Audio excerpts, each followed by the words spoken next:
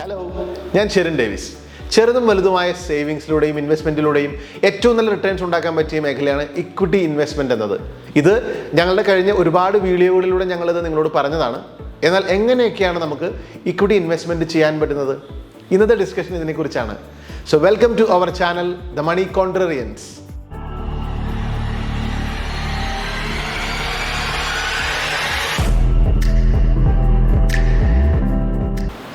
ഇക്വിറ്റിയിൽ investment നടത്താൻ വളരെ regulated ആയതും പല രീതിയിൽ സ്ട്രക്ചേർഡും ചെയ്തതുമായിട്ടുള്ള ഒരുപാട് അവന്യൂസ് ഉണ്ട്. അതിലൊന്നാമത്തെയാണ് മ്യൂച്വൽ ഫണ്ട്സ്. മ്യൂച്വൽ ഫണ്ടുകളിൽ ഇക്വിറ്റി സ്കീം എന്ന വിഭാഗത്തിൽ പെടുന്നതും ഹൈബ്രിഡ് സ്കീമിൽ പെടുന്നതുമായ മ്യൂച്വൽ ഫണ്ടുകളും ETF ഇവയൊക്കെയാണ് ഇക്വിറ്റി സ്കീമിൽ റിട്ടേൺസ് തരുന്ന മ്യൂച്വൽ ഫണ്ട് സ്കീമുകൾ. ഒരു ഫണ്ട് മാനേജർ ആയിരിക്കും സ്റ്റോക്ക് സെലക്ട് ചെയ്യുന്നതും അതുപോലെ മാനേജ് ചെയ്യുന്നതും മോണിറ്റർ ചെയ്യുന്നതെല്ലാം ഒരു ഫണ്ട് മാനേജർ ആയിരിക്കും.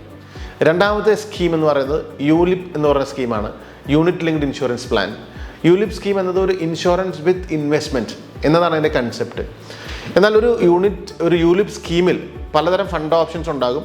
ഇതിൽ ഇക്വിറ്റി ഇൻവെസ്റ്റ്മെൻറ്റ് ഏതാണെന്ന് ചോദിച്ച് മനസ്സിലാക്കി വേണം നമ്മൾ ഇൻവെസ്റ്റ്മെൻറ്റ് ചെയ്യാനായിട്ട്. അതിൽ 100% ഇക്വിറ്റി ഉള്ളതും 50% ഇക്വിറ്റി ഉള്ളതും അങ്ങനെയുള്ള കോമ്പിനേഷൻസ് ആയിരിക്കും നമുക്ക് അവൈലബിൾ ആണുള്ളത്. അപ്പോൾ ഇത് പ്രത്യേകിച്ച് ചോദിച്ച് മനസ്സിലാക്കി വേണം നമ്മൾ ചെയ്യാനായിട്ട്. മൂന്നാമത്തെയാണ് PMS. ഇക്വിറ്റി ഇൻവെസ്റ്റ്മെൻറ്റ് ചെയ്യുന്ന വേറൊരു സ്കീമാണ് പോർട്ട്ഫോളിയോ മാനേജ്മെൻറ്റ് സ്കീം.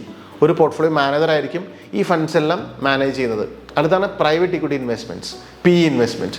ഇതും ഒരു ഇൻവെസ്റ്റ്മെൻറ്റ്, ഇക്വിറ്റിയിൽ ഇൻവെസ്റ്റ് ചെയ്യാൻ പറ്റിയ ഒരു സ്കീമാണ്.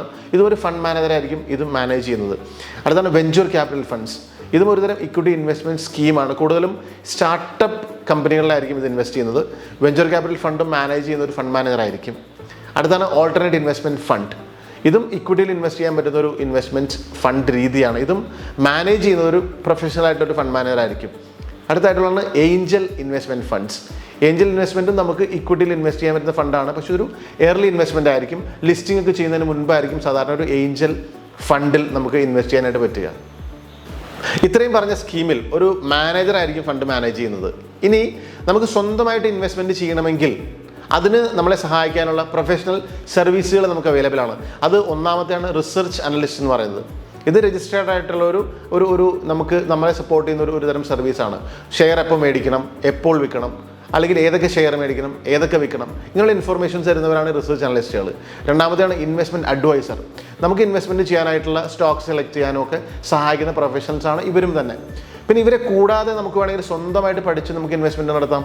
സ്റ്റോക്കുകളെ പറ്റി മനസ്സിലാക്കാനുള്ള കഴിവ്, ബിസിനസ് ട്രെൻഡ് മനസ്സിലാക്കാനുള്ള കഴിവ്, അതുപോലെ ഇൻവെസ്റ്റേഴ്സ് സൈക്കോളജി മനസ്സിലാക്കാനുള്ള കഴിവ്, ഇങ്ങനെ മാർക്കറ്റിനെ സംബന്ധിക്കുന്ന വിവിധ വിവരങ്ങൾ കൃത്യമായിട്ട് പഠിച്ച് ആസൂത്രണം ചെയ്ത് മാത്രമേ നമ്മൾ സ്വന്തമായിട്ട് ഇൻവെസ്റ്റ്മെൻറ്റ് നടത്താവൂ. ഇതെല്ലാം മനസ്സിലാക്കുക, ഒരു ഇൻവെസ്റ്റ്മെൻറ്റ് വിന്നർ ആവുക. Because we are here to create investment winners. Thank U.